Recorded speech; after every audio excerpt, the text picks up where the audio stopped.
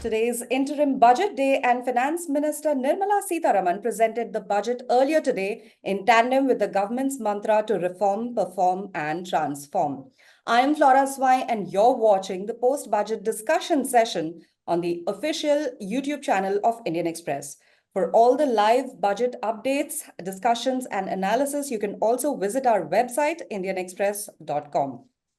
Today, to decode the budget announcement, we have with us the spokesperson from EY India, Surabhi Marwah. She is the People Advisory Services Partner and Private Client Services Co-Leader. And Surabhi, welcome to the discussion session. Thank you so much, Flora. Pleasure to be here. The budget announcement is out. From the top of your head, what is your initial reaction on the entire budget? I think two or three things. The budget is really focused on fiscal consolidation, and the government and the FM, the Honorable FM, they haven't bowed down to, talking about a lot of populist measures. So it's pretty much been a recap in terms of, at least on the tax side, and also some very good reforms that they've sort of laid the book for, and which are going to hopefully follow once we have a new government as well. So in that sense, it's a very good budget. Everyone has received it very well. Some of the measures around the railways, EV, solar, etc., are something that will help us in achieving our aim of being a developed country by 2047. And that's really the aim also of the government. So very positive budget. And I'm sure everyone has been hearing about it in the last 2-3 hours as well. The markets have also reacted pretty well. I'm not a markets expert, but all in all, it just shows a very positive vibe. Right. Surabhi, the reason that everyone looks up to the budget and waits for it with bated breath is because of personal taxes. Yeah, sure. But because it's a vote on account budget, the finance minister made no changes, no tweaks to the taxations. What are your thoughts on it? So very expected, Flora. In fact, if you look at the tradition we've been following in the last few interim budgets, I think 2009 and others, there weren't many changes in the interim budget. I think only in one budget, which, if I'm not wrong, which was 2019, they had increased the standard deduction or brought in some measures relating to housing, etc. But otherwise, a vote on account budget is typically means that you don't do anything which will be seen as populist measures. So we weren't really expecting too many changes. But the one good thing which I would say the government has done, and in fact, it's keeping their promise on taxpayer ease, transparency, the taxpayer services. They talked about the fact that they were old tax demands in the system. When individuals are audited, their assessments, etc., and tax demands are built up. They said there are tax demands in the system which date back to as early as 1962. So the government has said that any demands which are up to 25,000 and till the year 2009-10 will be deleted, and after that from 10-11 to 14-15 it's 10,000. So it's keeping their promise of tax transparency, which started with measures such as the Vivad Se Vishwas scheme in 2020, and then 2023 there was appointment of a large number of officers, etc., and benches were changed and updated. So all of this has really they've kept their promise. The thing on the tax demands, and whenever new measures come in, questions also come in. So the immediate question is, what if my tax demand was 30,000 in the past? Will you delete it up to 25,000 or delete it completely? What if the 25,000 includes interest? Are you still going to delete the entire demand, or is it only the basic demand which is deleted? What about the tax? So what about the interest? So again, interesting questions keep popping up and keeping everyone happy, alive, and in business. But it's a very positive move. Right. So when it comes to the tax slabs and the entire personal taxation concept in the budget, Right. speaking from last year to this year. Now we have the old tax regimen and we have the new tax regimen, and there are Right. pros and cons of both. So how do you look at them when you parallelly place them together? So the concessional tax regime was introduced, I think, in 2021, and the purpose of this regime was to bring about transparency and also to make the taxation system easier because there are a large number of deductions, exemptions, which a lot of them were done away with, and as a sort of as a quid pro quo, the tax rates were reduced. In the Right. first year, the government, I think what the data that was published was that there wasn't widespread adoption because a lot of people used to take the SOPs like ATC, which is the 1.5 lakhs, you do insurance premiums and others, or medical, and and taking away all of those in the concessional tax regime still, sort of made it not very attractive for people to adopt this CTR. Last year, the government went in a full hog and they made quite a large number of changes to the concessional tax regime. They reduced the basic amount which was chargeable to tax.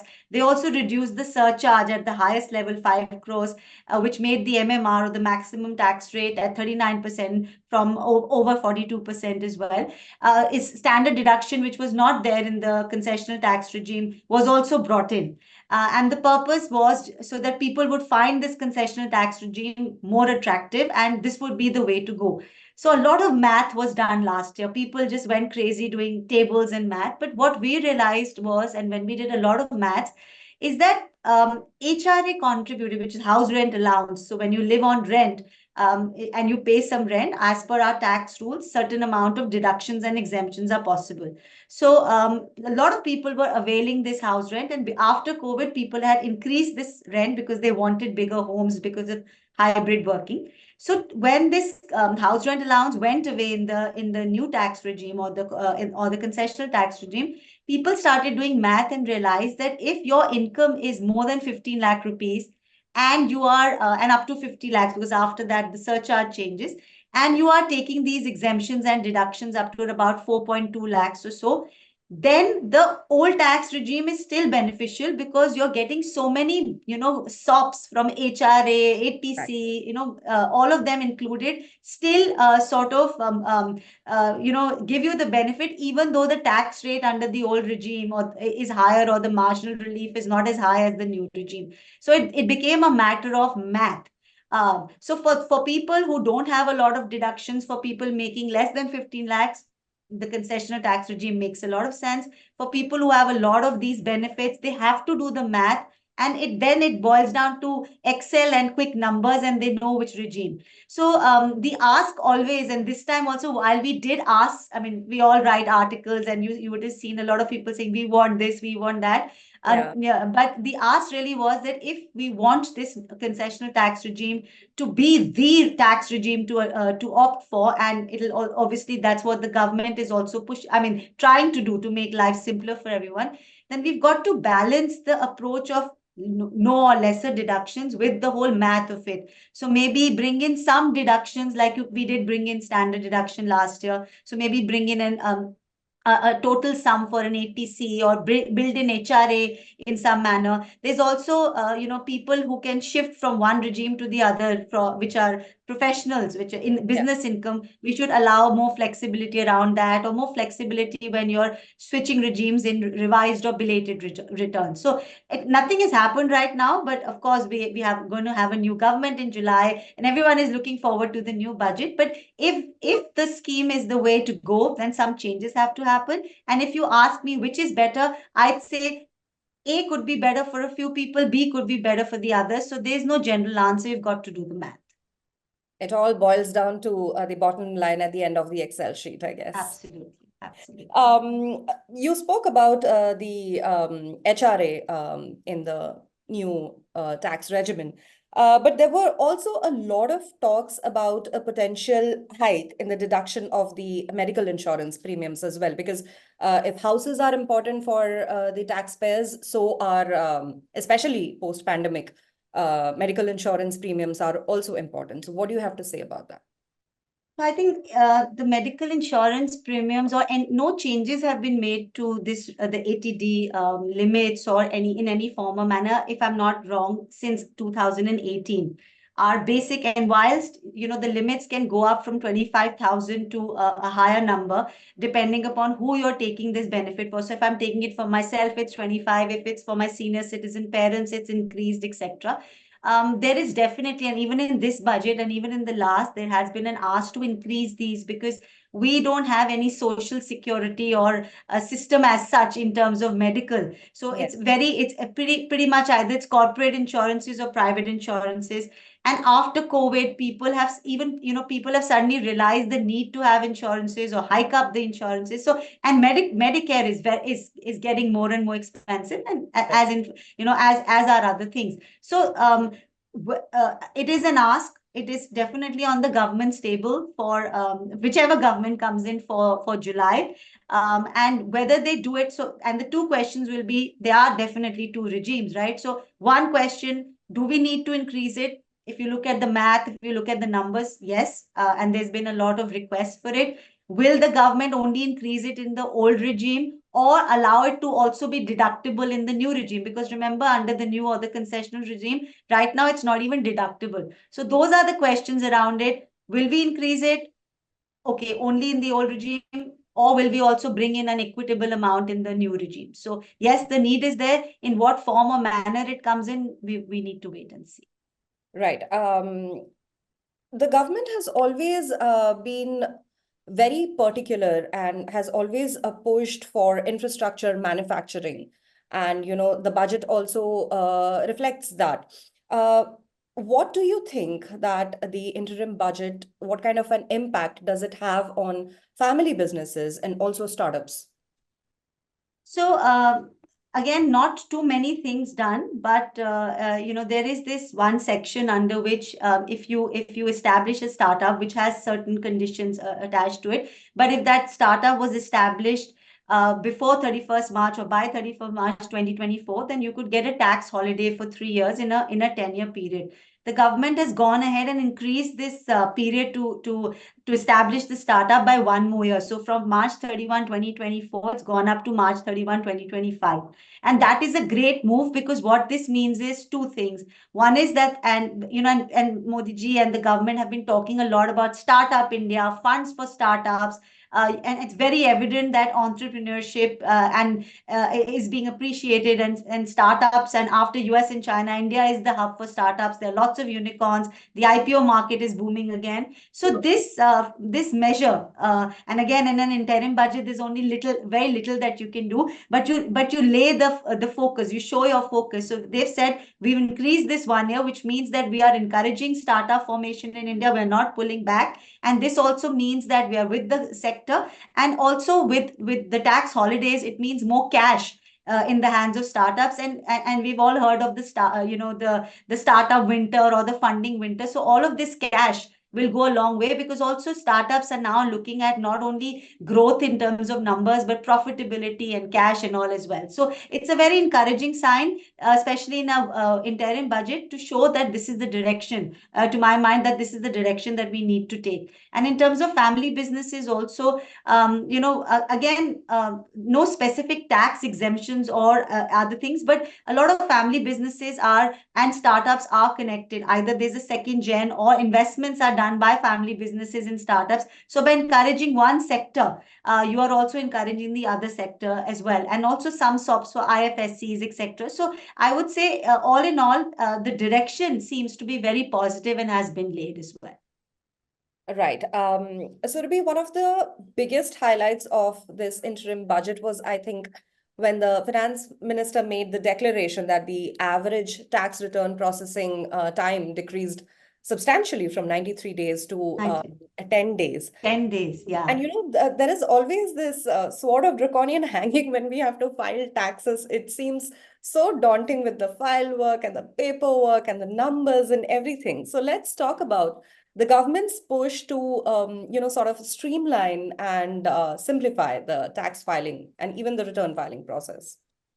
So I'll tell you a very interesting thing. When I started off as a brand new consultant, we used to fill tax returns by hand. Like, and you imagine if 1 rupee Yeah, went those wrong, we were like, oh forms where my you have to, God. So yeah. so you couldn't even write it. And then we used to attach, multitudes of paperwork, and then people had to stand in the line and get it deposited and get a thappa or a stamp, and then keep that duplicate copy, because that was the only evidence that you had that your tax return was filed and it was a physical paper. Yeah. Now, move forward many years now since I've been a consultant, but move forward few years and look at the technology now. Our tax return forms are streamlined. We have separate forms for various categories of income. So, a person who's starting off, for example, my son will start off his journey, his working journey soon, and probably will have only one income, salary income, or some interest income. And he knows through his guidance that he will get, that it's a very simple form. He doesn't have to worry about 30 different things to fill in. The form that comes pre-filled. You just have to download some Java files. The form is pre-filled. A lot of the information is coming in. So the technology is just massive. And with the other thing also is that with all of this, the Form 26AS, the TIS, the AIS, the government knows, pretty much your financial affairs in that sense. So you have to be very, very particular that you're also doing the right thing, and that transparency increases as well, I feel. And this is all so the overall thing about increasing customer or taxpayer experience. So part of the taxpayer experience is filing. Part of the taxpayer experience is having a simplified tax structure, which we want to do through the government wants to do through the CTR. And the third is, okay, my tax return is filed. I don't want anyone hounding me. My refund should come if I've overpaid the taxes, which is the third part, which is the processing, which has again become very tech savvy. It has definitely, and I've seen it personally and with my clients, that refunds are coming in faster, tax returns are getting processed faster.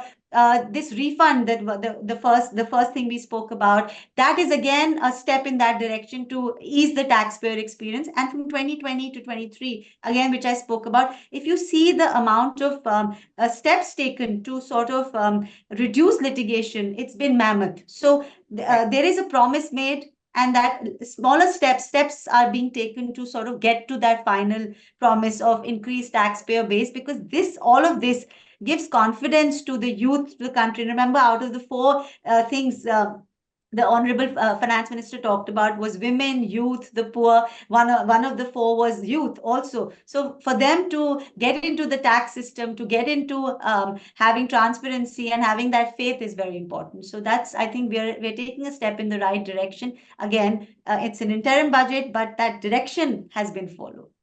And hopefully it's also very paperless that way. Yes, it is already almost paperless. Yeah. So I think, and faceless assessments, paperless filings, everything connected. So I think it's tremendous. Absolutely.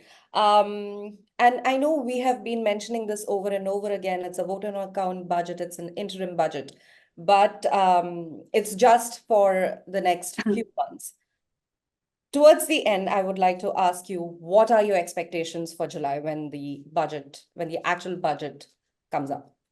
So I'll tell you two, three expectations that we had. One was changes in the concessional tax regime, and why we're expecting it is because the government has been talking about encouraging widespread adoption of the CTR. So when we spoke about how to make it more attractive, so maybe then the couple of things like build in some SOPs, see the maths around it. So some more fine tuning of the CTR to make it more attractive. That's one.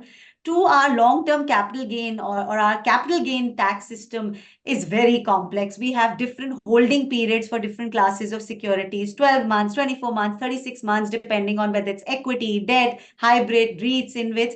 And also separate tax rates, short term, long term. If you pay STT, if you don't pay STT, if you're a resident, if you're a non-resident, is indexation available? So it's very complicated. Because remember, playing in stocks, etc. Well, not playing in, but investing is something that very middle class people in India also want to rely on our stock market. So capital gains is something that you'll see in a lot of people. So rationalization of our capital gain tax system, maybe having two holding periods and one or two rates, is the second thing that we hope to get or are expecting. And then third, to give further boost to our housing sector, we have these mortgage interest deductions, 2 lakhs, and set off is allowed in certain cases. There's also great ask to increase this 2 lakhs to at least 3 lakhs. And the fourth is whether, this is relating now to the old regime, ATC limits, which is 1.5 lakhs, the insurances and all we do. I don't know when it was last revised. I think it's been 8, 9 years, if not more. Yeah. So every year there's an ask increase to 2, increase to 2.5, increase to 3. So that is another thing, because one, it also boosts savings a lot. So I think those, on the personal tax side, those would be the 4 things that I think the government may focus on, whichever government comes in July. And those have been the asks also from the common man. Thank you so much, Surabhi, for joining us. So viewers, that was a spokesperson from Ernst & Young, Surabhi Marwah. And this was our post-budget discussion session. I am Flora Swain, and you are watching the official YouTube channel of Indian Express. For all the live updates and analysis pieces, you can also visit our official website, indianexpress.com.